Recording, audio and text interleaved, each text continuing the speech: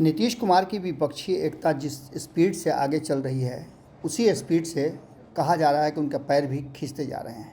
आपको बता दें कि नीतीश कुमार ने लगातार विपक्ष को एकजुट करने के लिए मुहिम चलाई और इस मुहिम में लगातार उन्होंने कई राज्यों के मुख्यमंत्रियों से, कई दलों से मुलाकात की और इस मुलाकात के बाद ये तय हुआ कि सभी मिलकर के अंतिम फैसला लेंगे और भारतीय जनता पार्टी को 2024 में कैसे सत्ता से बेदखल किया जाए उसके लिए रणनीति बनाएंगे। हालांकि रणनीति बहुत हद तक नीतीश कुमार ने तैयार कर ली है।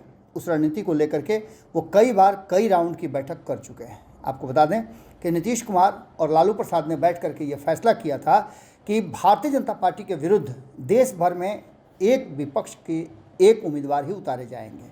इन सारी बातों को लेकर के जब पूरी तैयारी हो गई, उसके बाद से नीतीश कुमार निकले अलग अलग राज्यों में अलग अलग क्षेत्रीय दलों से मुलाकात करने के लिए। सबसे पहले मुलाकात उनकी हुई मल्लिकार्जुन खड़गे के, और खड़गे के साथ मुलाकात के बाद उन्होंने राहुल गांधी से भी बातचीत किया। इसके साथ साथ केजरीवाल से भी उनकी मुलाकात हुई और अरविंद केजरीवाल ने पहली बार जो कहा वो हमने आपको बताया था, लेकिन उसके साथ साथ पश्चिम बंगाल और उत्तर प्रदेश के साथ झारखंड की मुलाकात सार्थक रही। वहीं आपको बता दें उड़ीसा की मुलाकात में बहुत कुछ सार्थक नहीं दिखा, क्योंकि नवीन पटनायक ने साफ कर दिया कि वो किसी भी गठबंधन का हिस्सा नहीं रहेंगे। लेकिन इसके बाद आपको पता है कि एक परिणाम आया उड़ीसा का। उस परिणाम ने विपक्ष को फिर से एक बार बड़ी ताकत दे दी और भारतीय जनता पार्टी बैकफुट पर नजर आई। वहाँ के परिणाम में पूर्ण बहुमत से कांग्रेस की सरकार बन गई। अब ऐसी स्थिति में उस कार्यक्रम से सीधे दिल्ली पहुंचे नीतीश कुमार, तेजस्वी यादव और ललन सिंह। उसके बाद बातचीत हुई और बातचीत का पहला राउंड जो है वो ख़त्म होने के बाद दूसरे राउंड में अरविंद केजरीवाल के पास पहुंचे। तब तक मामले कई आ गए थे। आपको बता दें इसके बाद अब अरविंद केजरीवाल अलग अलग राज्यों में जाकर के वहाँ के मुख्यमंत्री और राजनीतिक दलों से मुलाकात कर रहे हैं। इसी दौरान उन्होंने कांग्रेस के अध्यक्ष मल्लिकार्जुन खड़गे और पूर्व अध्यक्ष राहुल गांधी से मुलाकात का समय मांगा है। केंद्र सरकार की ओर से लाए गए अध्यादेश के खिलाफ इन दिनों विपक्षी दलों से समर्थन जुटा रहे हैं केजरीवाल। पहले तृणमूल कांग्रेस के नेता से मिले, उसके बाद शिवसेना और राष्ट्रवादी कांग्रेस पार्टी के से मुलाकात के बाद वो कांग्रेस से बात करने की इच्छा जाहिर कर रहे हैं। केजरीवाल को समर्थन के मुद्दे पर कांग्रेस में अभी तक खुल करके कुछ बात नहीं आई है। हालांकि इस बात को लेकर के ये कहा गया है उनके प्रवक्ता के द्वारा कि केजरीवाल जिस बात के लिए, जिस अध्यादेश के लिए समर्थन मांग रहे हैं उसमें कांग्रेस का समर्थन नहीं है।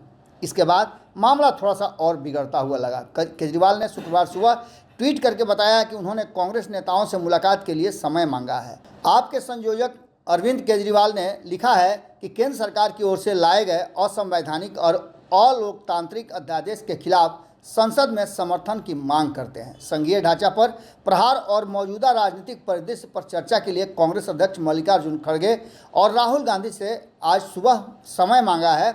वो उनसे मिलेंगे। शराब घोटाले और बंगले पर करोड़ों खर्च जैसे आरोपों से घिरे अरविंद केजरीवाल को इन दिनों केंद्र सरकार से अधिकारों की जंग चल रही है। सुप्रीम कोर्ट से मिला अधिकार अध्यादेश से छीने जाने की कोशिश हो रही है, ये कहना है केजरीवाल का, और इसके लिए वो राज्यसभा से रास्ता निकालने की कोशिश में लगे हुए हैं। इस बात को लेकर के नीतीश कुमार ने उनका इस अध्यादेश का विरोध करने के लिए राज्यसभा में समर्थन दिया है।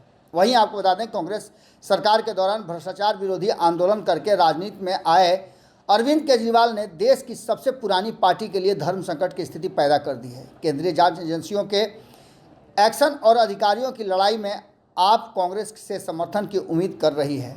आप और समर्थन के मुद्दे पर कांग्रेस में मतभेद है। दिल्ली, पंजाब, गुजरात से लेकर गोवा तक के नेता एक ऐसी पार्टी को समर्थन देने का विरोध कर रहे हैं जिसने उन्हें काफ़ी नुकसान पहुंचाया है। दिल्ली और पंजाब में आपने कांग्रेस से सत्ता छीन ली और गुजरात और गोवा में भी उसने कांग्रेस को सत्ता तक नहीं पहुंचने दिया।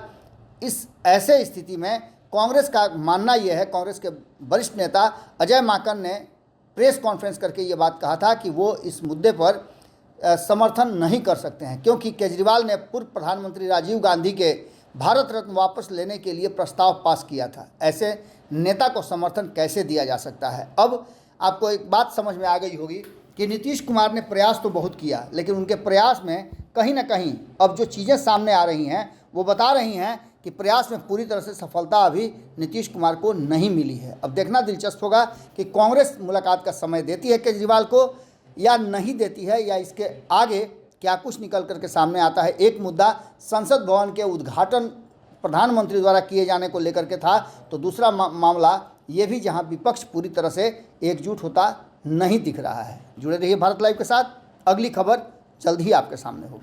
अगर ये वीडियो पसंद आई और वह बिहार के राजनीति और बिहारियत से सरोकार रखेनी तो सब्सक्राइब बटन दबा के चैनल के सब्सक्राइब कर ली। ओजे एगो घंटी बा, ओकरा बटन दबा देला से कुल सटीक और मारक खबर रुआ मुफ्त में मिल जाई। अगर रुआ पत्रकारिता के हमनी के नया प्रयोग में सहयोग कर चाहतानी तो ज्वाइन बटन दबा दी। पेटीएम नंबर नोट कर ली 9386816700। धन्यवाद।